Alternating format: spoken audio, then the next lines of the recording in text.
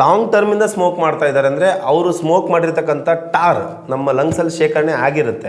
ಆ ಶೇಖರಣೆ ಆಗಿರೋ ಟಾರ್ ಕ್ಲೀನ್ ಆಗ್ತಕ್ಕಂಥದ್ದನ್ನು ಅವ್ರ ಕಣ್ಣಾರೆ ಅವ್ರು ನೋಡ್ಬೋದು. ಇದನ್ನು 3 ದಿನ ಎಕ್ಸಸೈಸ್ ಮಾಡಿದ್ರು ಅಂದರೆ 4ನೇ ದಿನ ಅವರಿಗೆ ಕಫ ಬೀಳಕ್ಕೆ ಸ್ಟಾರ್ಟ್ ಆಗುತ್ತೆ, ಒಳಗಡೆ ಕ್ಲೀನ್ ಆಗೋಕ್ಕೆ ಸ್ಟಾರ್ಟ್ ಆಗುತ್ತೆ. ಆದರೆ ಲಂಗ್ಸ್ ಸ್ಮೋಕಿಂಗ್ನ ಸ್ಟಾಪ್ ಮಾಡಬೇಕು. ಅಂದರೆ ಈಗ ಸ್ಮೋಕ್ ಮಾಡ್ತಾ ಇದ್ದಾರೆ, ದಿನ 1-2 ಮಾಡ್ತಾ ಇದ್ದಾರೆ, ಅವ್ರಿಗೆ ಕೈಲಿ ಬಿಡೋಕೆ ಆಗ್ತಾ ಇಲ್ಲ ಅಂದರೆ ಇದನ್ನು ಯೂಸ್ ಮಾಡೋದ್ರಿಂದ ಆ ಮಾಡಿರ್ತಕ್ಕಂಥ ವಿಷ ನಮ್ಮ ದೇಹದಿಂದ ಹೊರಗಡೆ ಹೋಗುತ್ತೆ. ಬಟ್ ಹಂಗಂತ ಹೇಳಿ ಈ ಮಷಿನ್ ಇದೆ ಅಂತ ಹೇಳಿ ಪ್ರತಿದಿನ ಮಾಡೋದು ಆ ಥರ ಎಲ್ಲ ಮಾಡಬಾರ್ದು.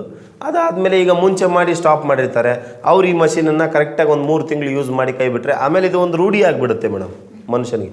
ದಿನ ಬೆಳಗ್ಗೆ ಎದ್ದು ಧ್ಯಾನಾವಸ್ಥೆಯಲ್ಲಿ ಕೂತ್ಕೊಂಡು ಇದನ್ನು ಕರೆಕ್ಟಾಗಿ ಬಾಯಲ್ಲಿ ಇಟ್ಕೊಂಡು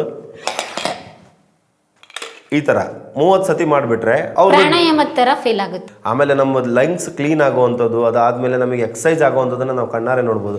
ಪ್ರತಿಯೊಂದು ಭಾಗಕ್ಕೂ ಎಕ್ಸಸೈಸ್ ಅಂತ ಇದೆ ಮೇಡಮ್.